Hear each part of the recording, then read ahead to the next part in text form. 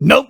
I'm done with Sam Seder. I'm not gonna do any more of his stupid videos. I can quit anytime I want. That's it. I'm done. I promise. It's about libertarians and birth control. Hi, my name's Lord Killian, and I'm an addict.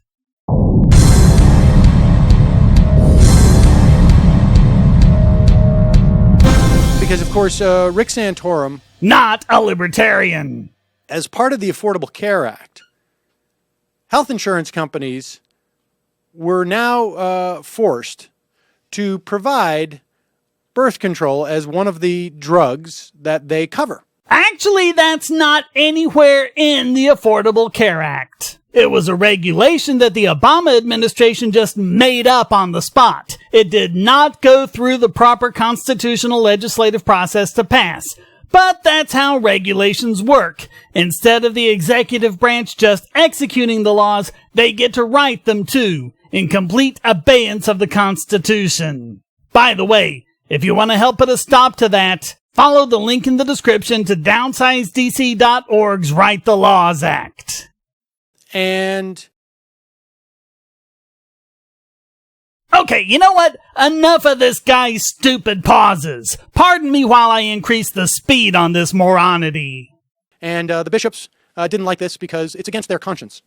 And so the Obama administration forged a compromise wherein they would not have to pay for it. Insurance companies would simply have to provide it for free and eat those costs. Meaning the rest of us have to pay for it in the form of higher insurance premiums. Which, in the end, probably saves the insurance companies money anyways, because of all the health-related costs that they would avoid, because there are millions of women who take birth control to deal with other health-related issues that have nothing to do, in fact, with birth control. But that's not what we're talking about. That was never what we were talking about. When they're prescribed for other things, they're not considered contraception. They're only considered contraception when they're prescribed for the purpose of preventing pregnancy. When it's something else like regulating the period or to treat an ovarian cyst, they are covered even when contraceptives aren't. Contraceptives are elective, but those uses aren't. It's kind of like insurance that won't cover an elective boob job, but will cover reconstructive surgery. Did this moron even look that up?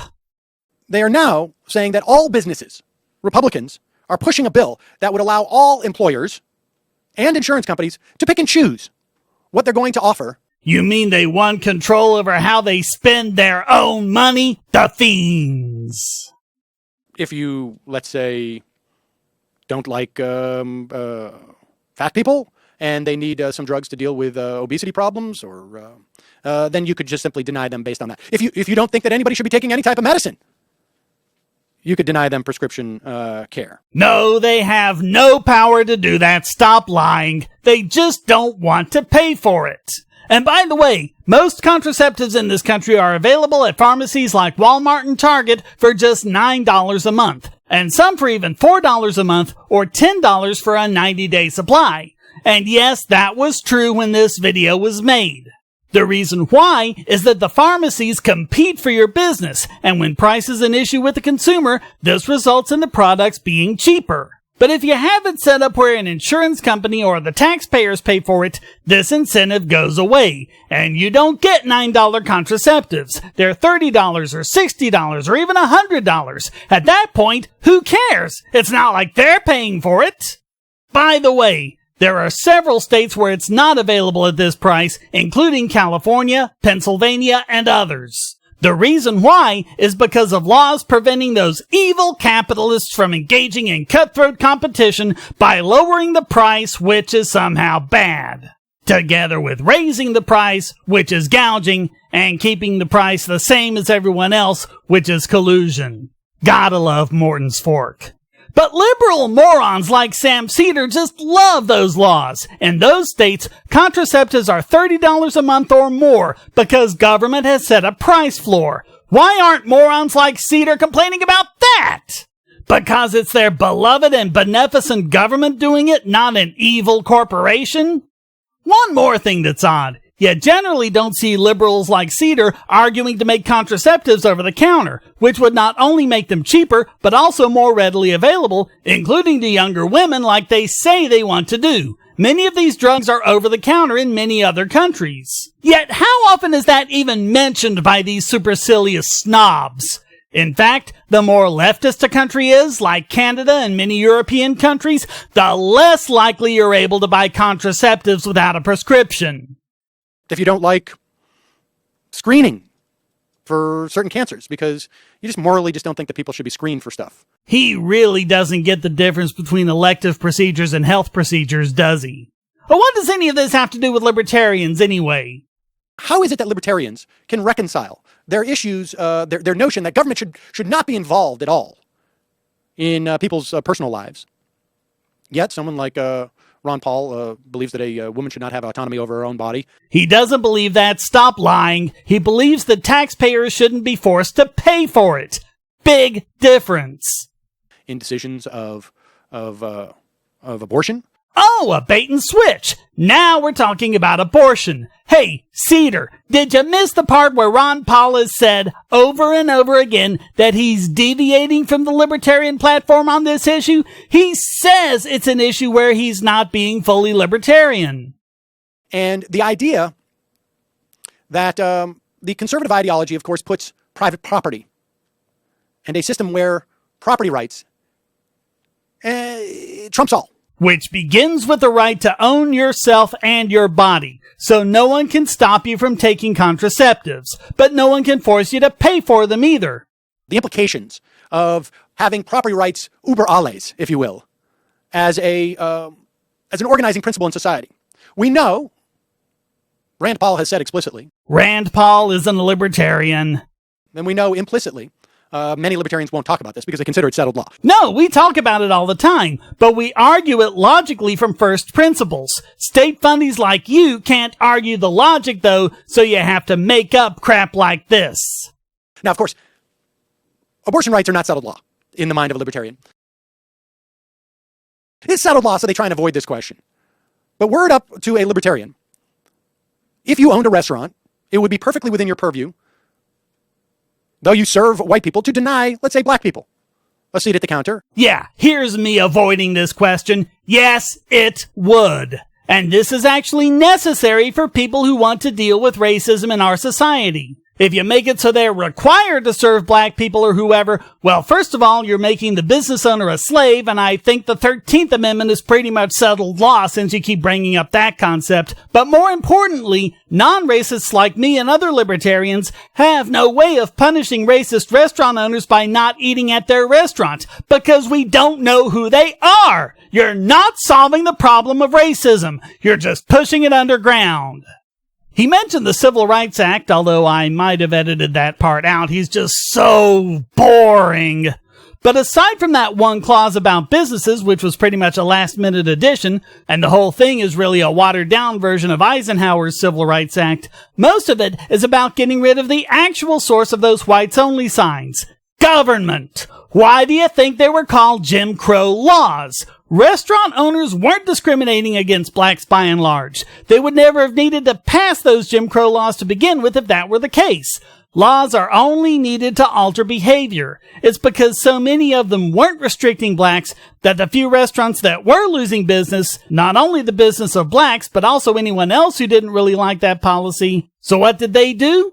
They went whining to the local government, where there were plenty of racists to be found. None of this is understood by historically ignorant morons like Seder. And then, of course, the market would take care of this, theoretically. No, Seder, empirically. It was taking care of it, which is why the Jim Crow laws had to be passed to begin with. It's also why they had to keep escalating. Restaurants and their employees weren't enforcing the laws, so they had to threaten the employees with fines, threaten to shut down the businesses, and even have police officers inspecting restaurants to make sure they were in compliance. The market was taking care of it. Government stopped it. Oh, and by the way, who was it that was largely in favor of the Jim Crow laws? Progressive Democrats! Ultimately, when you dig down into a libertarian philosophy, it essentially says those with money and power have a higher standing in society. No, idiot, that's statism. First of all, there is no societal power without government. Second, in a free market, unlike your miserable philosophy, everybody has something to contribute. Just look at how well off black families were in the 1950s. Even with the drag of segregation, which has enormous economic consequences as well as social, black families were improving and were very upwardly mobile, with stable two-parent households. From 1950 to 1970, the median family income of African American households more than doubled after adjusting for inflation, increasing at an average of 5.4% a year. From 1970 to 1990, the first 2 decades of Johnson's Great Society and the War on Poverty, the inflation-adjusted median household income of African Americans increased less than 1% at an average rate of just 0.6% a year, after your wonderful government started helping them. Ludwig von Mises, and specifically his 1922 book, Socialism, to look at this topic of free love and how it's so problematic. Really? You're looking at what someone said in 1922? Okay, 2 can play at that game. Why don't we look at some things that progressives were saying at the time? In 1917, just 5 years before, progressive economist A.B. Wolfe wrote in American Economic Review, quote, "If the inefficient entrepreneurs would be eliminated by minimum wages, so would the ineffective workers. I am not disposed to waste much sympathy upon either class. There is no panacea that can save the incompetents except at the expense of the normal people. They are a burden on society and on the producers wherever they are." And yes, he was talking about blacks as well as other minorities and immigrants and women. How about even later in the 1930s, when progressive Congressman John Cochran had, quote, "received numerous complaints in recent months about Southern contractors employing low-paid colored mechanics, getting work, and bringing the employees from the South." He and his fellow New Deal progressives dealt with this problem by introducing the Davis-Bacon Act, the first federal minimum wage law. And hey, remember when Seder was trying to pretend like only libertarians say that minimum wage destroys jobs? No. Historically, progressives have said the same thing, with the difference being that progressives were saying it was a good thing. So, Seder, do you really want to open the door to judging people over what others said over 90 years ago? I don't think so, because you won't come out looking good. But isn't it funny how he's trying to put the language of the eugenicists into our mouths? In fact, the only difference between libertarians and leftists like Seder is that the leftists are still advocating for the policies of the eugenicists, including minimum wage, progressive income taxes, social security, welfare, and many others, because they understood that programs like these would harm minorities and other undesirables. The platform did not change, only the rhetoric used to try and justify it, which changed right after the Nazis discredited the idea of eugenics. Whereas you can't find anything like what Seder is ascribing to Mises in any libertarian platform. The first Libertarian Party platform was in 1971 and had none of these things. It even condemned bigotry as irrational and repugnant, as the current platform continues to do. The LP added support for gay marriage in 1975 at a time when progressives were still debating whether to oppose sodomy laws. Now, what does free love mean? Free love means having sex without the cost of getting pregnant for a woman. For men, it's always free love. You understand that, right? Men always have free love, but women need essentially contraception to not have free love. Or I should say, to have free love. And Mises writes, this again from Rortybaum, proposals to transform the relations between the sexes have long gone hand in hand with plans for the socialization of the means of production. Marriage is to disappear along with private property. Free love also means that you can have sex without being married. Socialism promises not only welfare, wealth for all, but universal happiness in love as well. By making the wife, CÅsဃ says, by making the wife an equal of the husband, it is only a matter of time until the worker seeks to be the equal of the boss. And sex itself, freely shared among consenting equals, how can we even maintain the idea of private property? The fact that you had to go back 95 years to find a libertarian saying something like this speaks volumes. Assuming he's not just quote mining, which, I wouldn't put it past him. Maybe I should check that. The book is online for free at Mises.org. Hang on, everybody.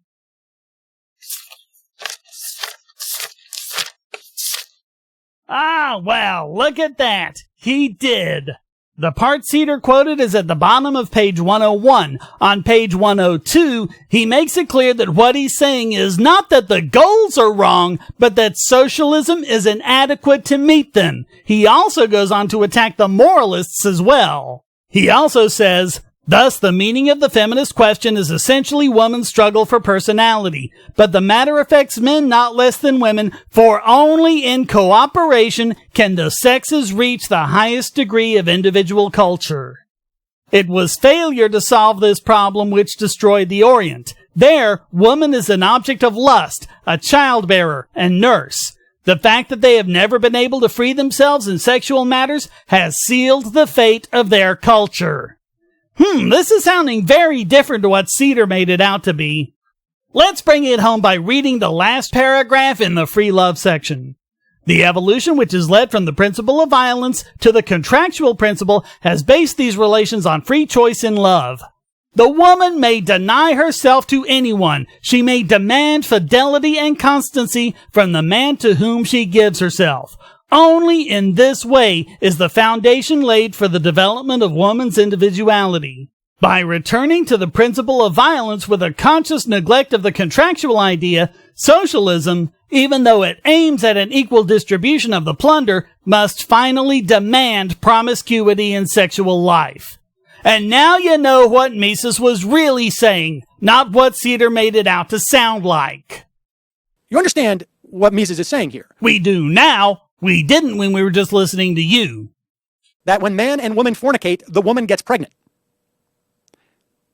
Mises sees this as a natural barrier that women just have to becoming economic equals with men. Because once you rid this natural barrier of them having to get pregnant and having to care for the baby, then what they can do is go out and earn money like a man. This is unnatural. So in the same way that free markets exist in nature, so too does a woman's, handicap in the marketplace. And that handicap, of course, is that they could get pregnant. Did you notice how none of those passages actually addresses the concept of birth control, which is what he was supposed to be talking about? Yet we don't have to guess what Mises' opinion of birth control was. He wrote it down in Human Action. And guess what? It's the exact opposite of what Seder is claiming. In the last 100 years, the technique of contraceptive devices has been perfected and the frequency of their employment increased considerably. Yet the procedures had long been known and practiced. The wealth that modern capitalism bestows upon the broad masses of the capitalist countries has considerably reduced mortality, especially infant mortality, and prolonged the average duration of life. The transition to capitalism, i.e. the removal of the obstacles which in former days had fettered the functioning of private initiative and enterprise, has consequently deeply influenced sexual customs. It is not the practice of birth control that is new, but merely the fact that it is more frequently resorted to. Especially new is the fact that the practice is no longer limited to the upper strata of the population, but is common to the whole population. For it is one of the most important social effects of capitalism that it deproletarianizes all strata of society. With the spread and progress of capitalism, birth control becomes a universal practice.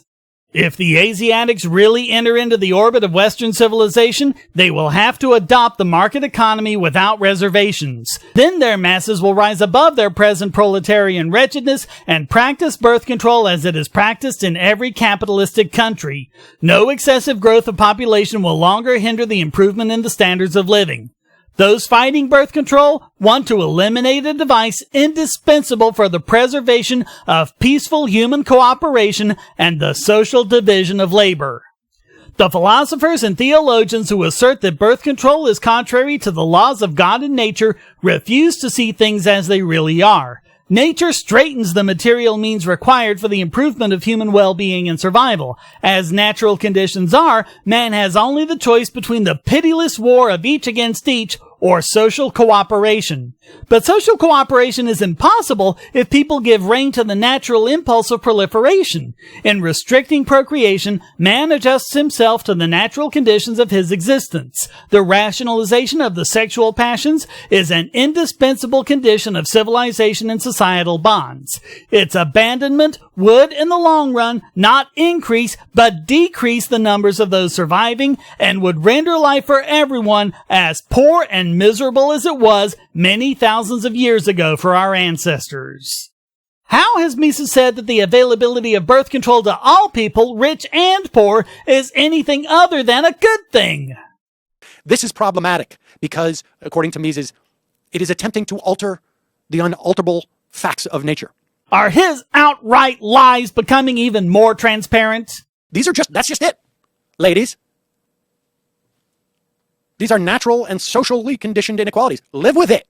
You gotta have babies, and you gotta take care of the kids, and that's just the way it is. These things cannot and should not be altered. Yeah, we've seen definitively that that was absolutely not his opinion. He said exactly the opposite. That capitalism means she doesn't have to live with it, and that society gets better when capitalism makes birth control more available. You're a sad, pathetic, desperate little man. Quote from Mises,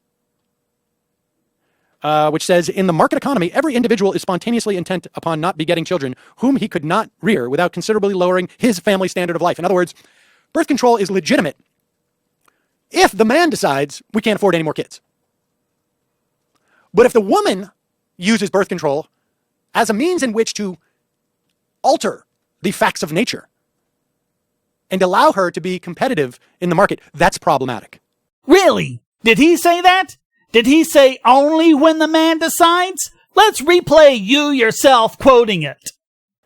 Which says, in the market economy, every individual is... Every individual! Not every male, every individual. So you read the word individual and didn't think that women were included. That says a lot more about you than it does about Mises. So, thus you see how the libertarian philosophy essentially can bring itself to saying that there are certain unalterable things. He didn't say it was unalterable, liar. He said it was alterable with capitalism. That capitalism means we are no longer bound by the constraints of primitive nature. You know, at the end of the day, we know what the libertarian philosophy is. It is simply a way in which to protect those who already have power. Then why do you have to keep lying about it? And besides, what libertarians in power? What libertarian policies have been passed? Okay, we have gay marriage now, that's one, but the war on drugs is still there, the war on terror still rages on, the NSA is still spying on us, we still have monopolies in electrical power, telecommunications, and cable access, there's still a central bank, we still don't have school choice. What? If we want to protect those who already have power, you're saying we want to protect the people who are going against what we want. I ask you, do they come any more dishonest than Sam Seder?